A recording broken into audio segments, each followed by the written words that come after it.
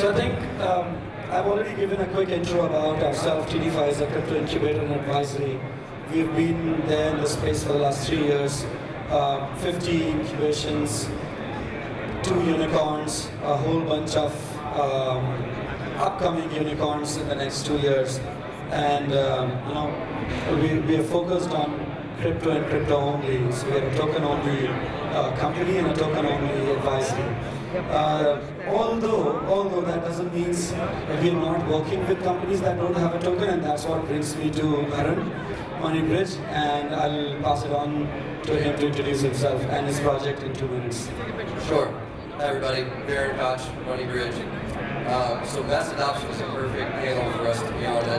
That's the goal, right? I think that's everybody's goal. I heard a gentleman in the panel before, I didn't hear the details, but he was talking about the on-ramp process, the onboarding process, and how that really leaves a lot to be desired, and that's what we're here to solve. So if you're familiar with the point of sale API transaction processing, so if a tokenized platform wants to distribute their token to their users, right now they've got to leave the website, go through this lengthy process to actually acquire the token. What we're doing is providing a solution where they can close that transaction without leaving the website. So that's the goal, is mass adoption. I think we've got a lot of thoughts on the matter, so appreciate you having me.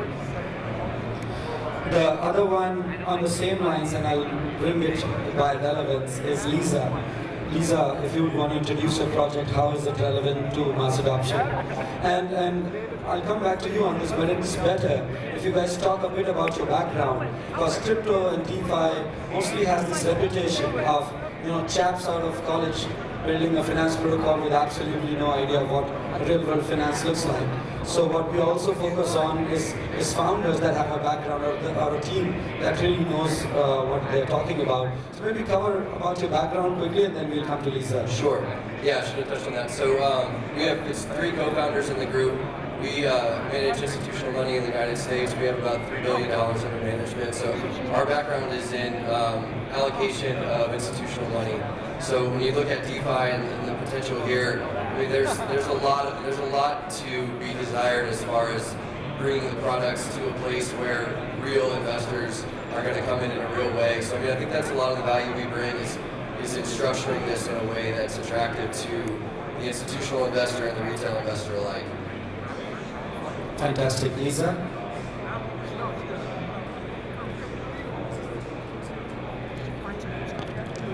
Thanks, Gaurav, for having us on stage. My background is really, I spent most of my career in Apple and PayPal, so big tech in Silicon Valley. And I left in 2017 because I saw that the innovation was not happening anymore in big tech, and I saw that crypto had the opportunity to really change the world. My first crypto role was at BitMEX, which was quite an exciting time. We actually went from 10K of revenue a month to 83 million of revenue a month in my first 6 months there. So I've seen scale, and now I see at this point I see that DeFi is at the same place that futures contracts was at in 2017. So I see us being having an imminent explosion of this space, the DeFi space. And that's how we got started. I was trading DeFi in 2020 when Uniswap V2 came out, and I was very frustrated because I didn't have the tools that I needed to make good decisions. So my co-founder and I started to build the tools to help me with my trading, and then now here we are. We got introduced to some banks, and our customers now are banks and financial institutions. And essentially our platform, Fluidify, is meant to guide investors to manage their capital while maximizing their profits and being as safe as possible in the DeFi world. Fluidify has $150 million on the platform now being managed, and we're ready. We're just opening the doors to allow mainstream clients to come in. I want to take a tiny pause here. How many of you are here to learn about DeFi, like really explore the depth of DeFi? Isn't it eye-opening already? So no matter who I talk to, most of the people, like the top people in crypto, the top people in DeFi, when we tell them that there's a project with us that is managing money from the banks already in DeFi, it's like, that's where they lose their shit. They don't believe banks will ever offer their money to DeFi, one. They never believe DeFi has the capability to even open a conversation with institution. And rest of everything, a startup that's a year plus, something like that, 2? Okay, year plus, let's just say, has already accomplished such a huge CVL in these markets when all the fluff around the open DeFi pool is lost. They are actively adding more and more capital. So I would from here move to another lady on the panel that has accomplished quite a lot, Kimberly. Good morning. I'd just also like to say we just partnered with Floatify on the mainstream adoption part of it, so we will be integrating Floatify. A bit of background on myself. So I was one of the founding employees of Bit.com. Some of you guys might know Gabriel Bed. Bit.com actually created the concept behind CBDCs. And I know it's a very controversial topic now, but I'm from Barbados in the Caribbean, and CBDCs represent a massive future for us. And it's a total different future that you see on the DeFi side. But I spent a lot of time in that space, understanding the regulatory landscape, understanding, what is the future for emerging markets, because at the end of the day, crypto was not created for, the next wealthy person in the US to just throw their money. Yes, it can empower those person, but it can also empower the person, the small guy that's living in Barbados, to have access to these financial products. So what we have been building at Bridge Network is essentially a suite of cross-chain tools. We are one of the most secure cross-chain bridge out there, and we started as just a bridge, but now we have developed into an entire ecosystem where your wallet address, your MetaMask wallet, Trust Wallet, whatever the case is essentially your bank account. So now you can access opportunities cross-chain, you can move assets cross-chain, you can move tokens cross-chain, you can access cross-chain yield strategies, and on top of that, you can access a virtual or physical card linked to your Web3 wallet, whereby if you have BUSD on Binance Chain, USDC on Solana, you can top it up, and within 2 seconds, you have access to your crypto in the real world. So at Bridge Network, we're building out all of the tools to empower every single person in the world, whether you live in the US or you live in the small island of Barbados in the Caribbean. Fantastic. Did you talk about MasterCard already? We're not talking about it? Sorry. So I don't see a direct jump into any of the rest of the two panels, so I'll randomly pick one. I think Yashashvi, it will be good for you to come in. Explain a bit about your background, the kind of startups, the number of startups you have helped, and where does the solution comes from? Hi, this is Shri. I'm a CPA based out of India. 10 years ago, I founded a consulting firm, which right now has 7 offices in South India and across 50+ employees. From starting, I have been in the space of virtual CFO services, helping startups get angel funding and then growth at the CVC around Series 1. One of our basic clients was Character, which got acquired by Tata, initially, so on and so forth. In this space, where we are managing the clients well, when later on comes to venture capital, private equity, we actually work with multiple VCs in getting the documentation, due diligence, and so on and so forth. Personally, out of my own interest, I did found Bitcoin and Ethereum in 2016 and started investing myself, and then we came across ICOs in 2017. Until then, we started building a micro hedge fund, starting managing clients' money, and invested across more than 150+ projects over the last 4 years, up to a $3 million AUM. Of course, there's ups and downs, and some of our best investments were in Aave, Matic, Helium, at the ICO stages. With this structure, what we want to do, what we have found is that Web3, because of its decentralized ecosystem, borderless ecosystem, where the money is crowdsourced across the world from small players, all kinds of players, there is a bit of lack of transparency between the founders and investors. With this understanding that we wanted to bring in the capabilities of a lead VC, the concept of the capability of a complete due diligence structure, complete oversight, and complete oversight of the progress and security of the funds of a lead VC to every small and retail investor in crypto.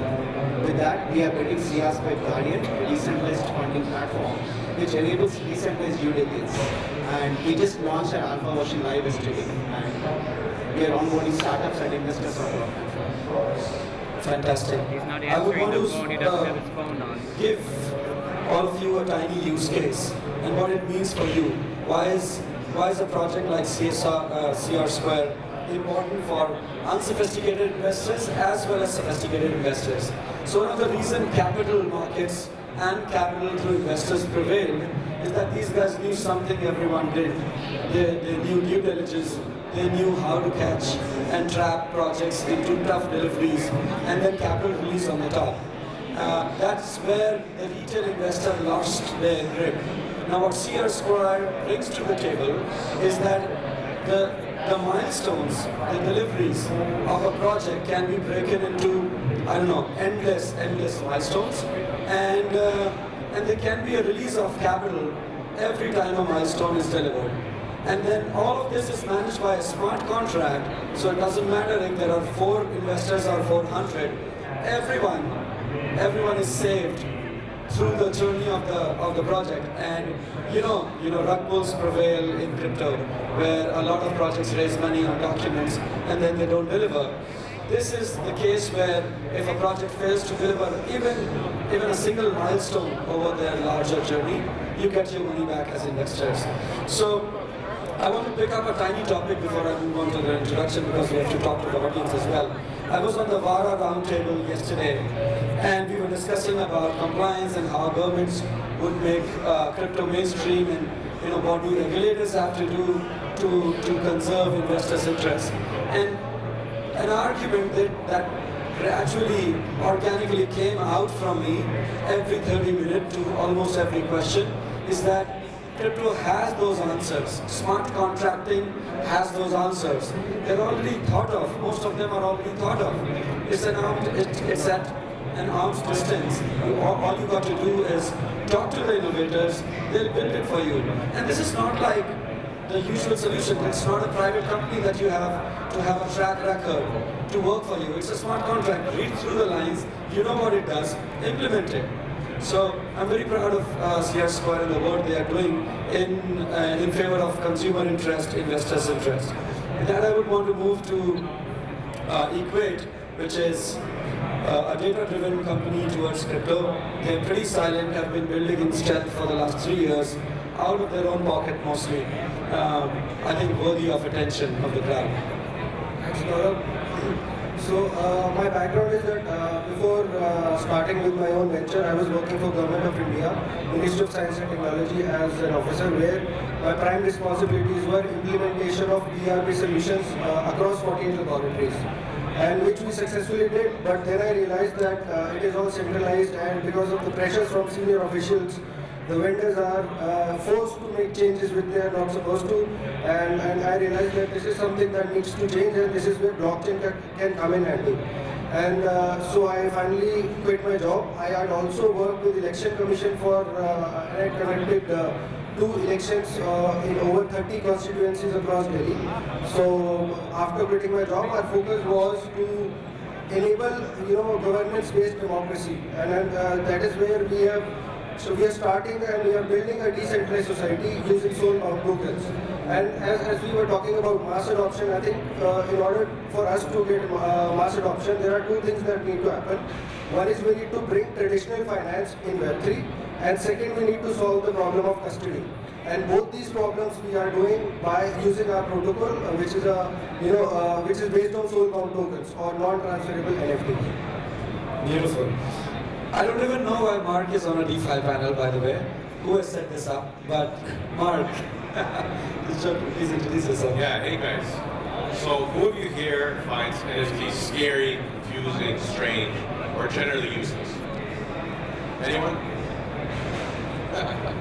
Yeah, so I'm surprised to see that actually. But generally, NFTs have a pretty negative stigma, especially what's been happening in the last year or so, and especially play-to-earn games. So play-to-earn games is where generally you have an NFT or some kind of other blockchain asset. You play a game and then you earn tokens or other NFTs or some kind of assets like that. But because games in the NFT space are generally not built to be fun first, what ends up happening is people are clicking buttons, selling these tokens, bringing the token price down, and as a result, it kills the economy in that company.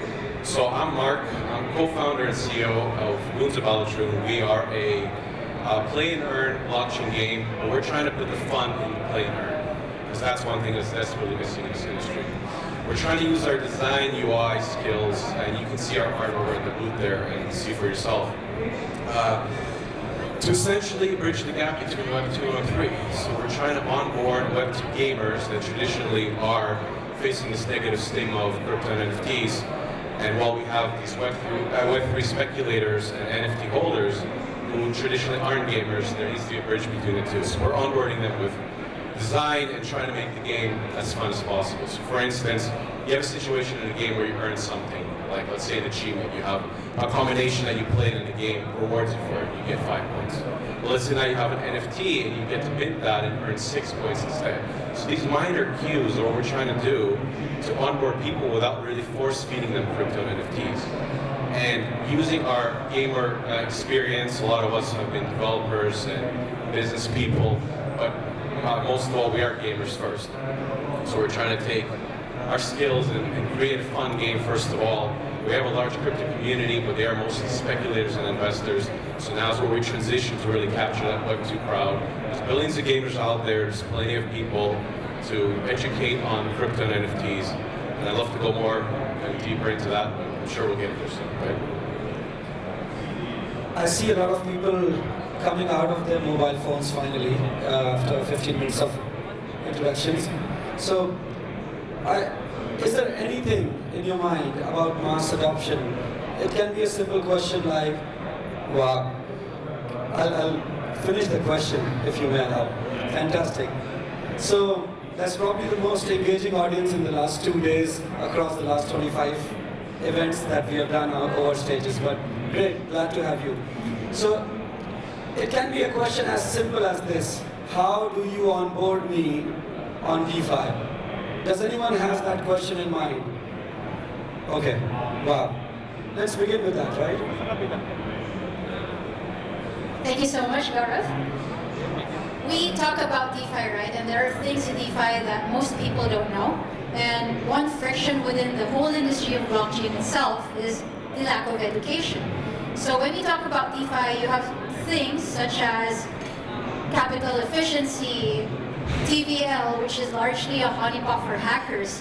What is the panel's plan on educating users? Because the more DeFi expands, grows exponentially, the likely it is to be hacked.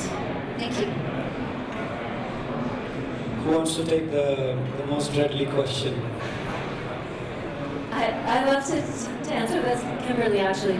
So the first part of the question is, how do we onboard people? How do we gain trust? How do we get people on board? How do we simplify it enough so that people can understand it? And I would say that the partnership that we're starting now, Fluidify is very good with the accuracy. One problem we've had in DeFi is the lack of accuracy in all of the tools that exist right now. So we've addressed that. And another problem is the presence of bad pools, bad actors, pools that don't work. So at Fluidify, we've addressed both of these problems. We're filtering out all of the pools that don't work. We're testing them actively to make sure that every pool we present to a user is a valid pool. And we're excellent on the back end. Where we have not yet solved the problem is in making it easy to use, making it accessible to the regular user. And I'll pass it over to Kimberly to answer that part of the question.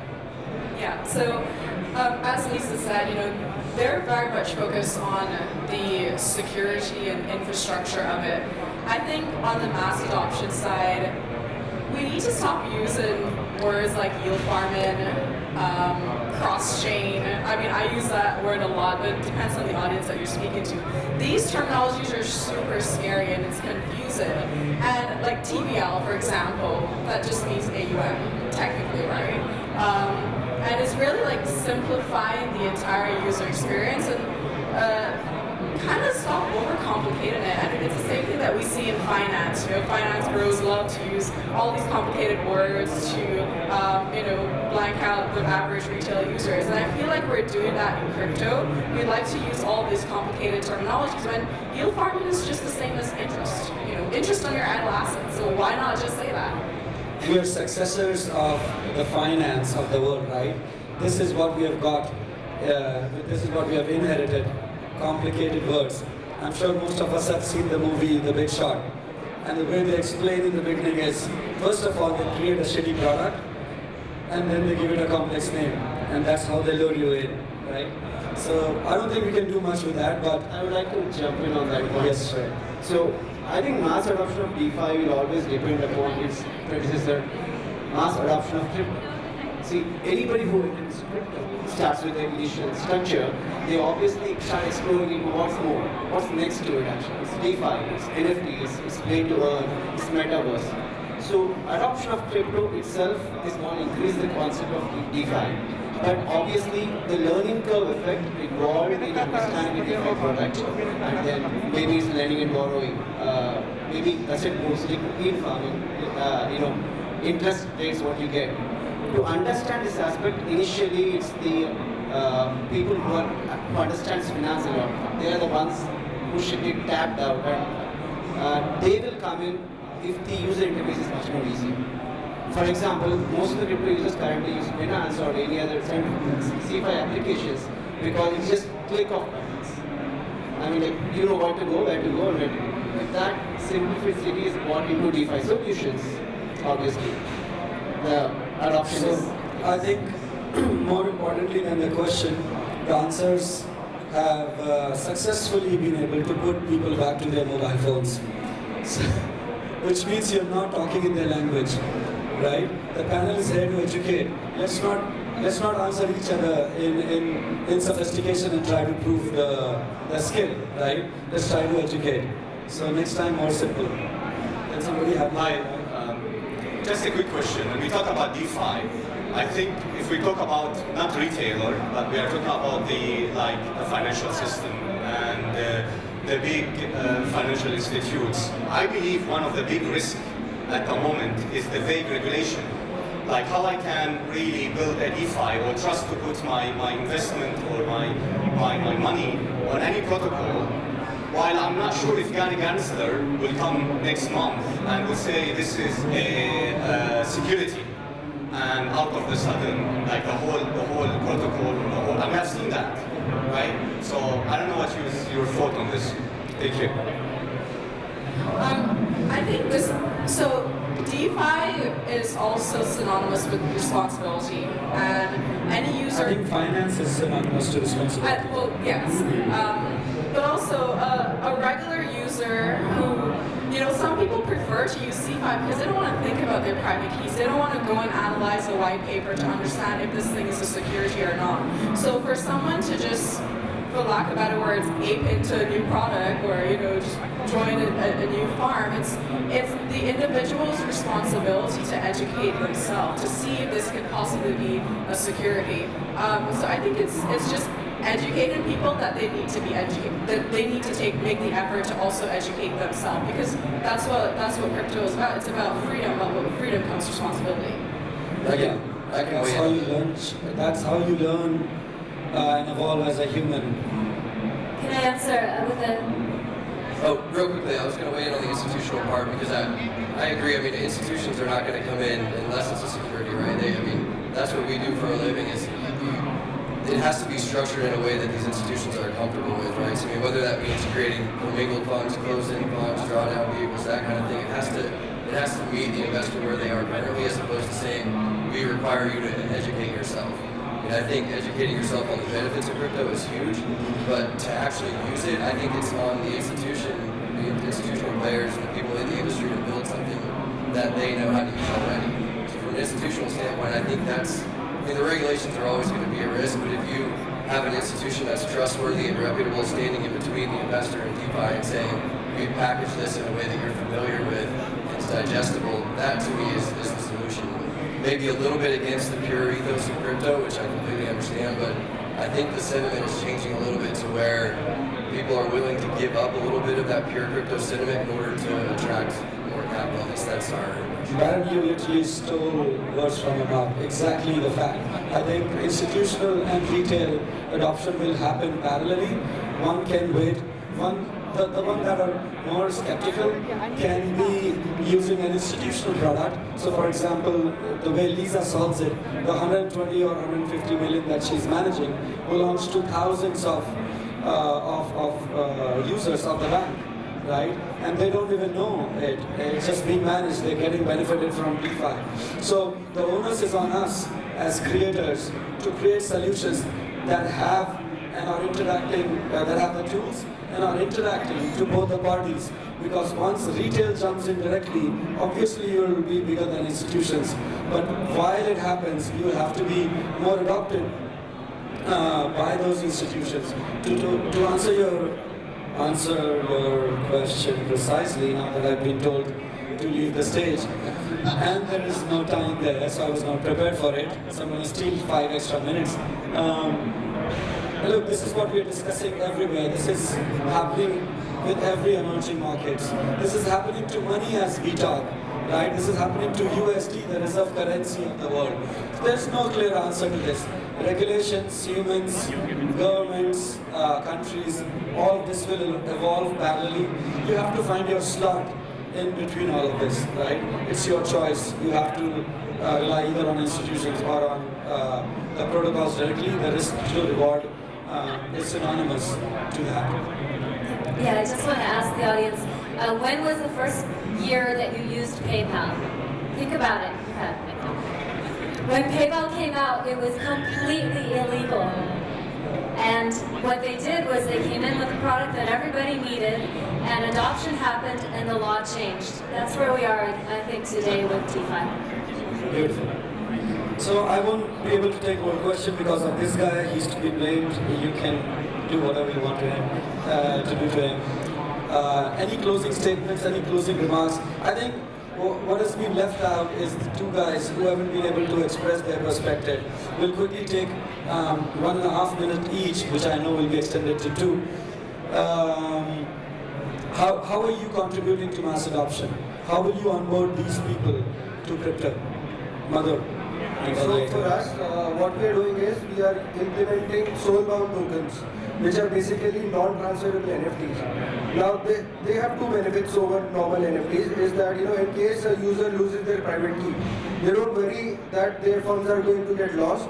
They can even with certain biometric authentications inbuilt, they can even publish their private key on the social network and still be relaxed that nobody is going to take away their money. So we are trying to build in this kind of security in the system using soul-bound tokens, where on the basis of your social recovery group, the people you trust, like your friends and family, you'll be able to recover your funds without relying on any intermediary. Yeah, so as we are a game above all, it's a little bit different than these guys here. Very serious products, right? We're just trying to have fun. But one thing that we're really going to work on is once we launch our mobile apps, they're going to be very web too. So gamers are going to feel familiar and comfortable with them. There's not going to be anything crypto or NFTs about it, except for little visual cues that are going to guide them in the direction of trying to explore more about the game and getting progress, exclusive access to more premium tournaments or better earnings, because it is a play and earn game after all. So one thing that we're doing overall is sort of taking this Web 2 approach. It's a little bit different than the traditional Web 3 ethos. But in the gaming world, it seems like the most natural thing to do is to make the game fun first, start to educate the player on how they can earn with the game, but then explore more and give them a variety of NFTs to create this ecosystem to keep them there. And all the progress that they make in this game is essentially monetized. So instead of spending 3, 4, 5 months playing a game, moving on to the next one, and then they can't do anything with their assets, because they're just numbers in a database. They essentially own these NFTs, and this progress, this monetary progress that they make, they can transfer to another player that's seeking to buy into the game a lot faster. Fantastic. I appreciate all of you for being a fantastic audience, listening to us, not diving into your mobile phones. Everything starting from the entrance of this stage to the next one is TDeFi. All the projects exhibiting themselves are partners to us, are working with us. I can definitely assure you will have a good time, a good use case, and a lot of knowledge simply by dropping down to the booth. Ken, don't kick me, I'm already going out and do that. So thank you for having us. Okay, I got a question. I sent you a WhatsApp while you were moderating, and you sent me a reply. How did you do that? Efficiency. I was messaging him while he was talking. He was actually chatting with me. Let me tell you what else did I do. I welcomed 2 investors to meet 2 of my projects. I also made the speaker of my stage bend forward because it was disturbing the panel. And I also messaged Oscar that I'm here. Now that is multitasking. Thank you so much, everyone. A great panel, great discussion. Good job. All right. So hey, let's talk about startups. Let's talk about VCs, venture capitalists.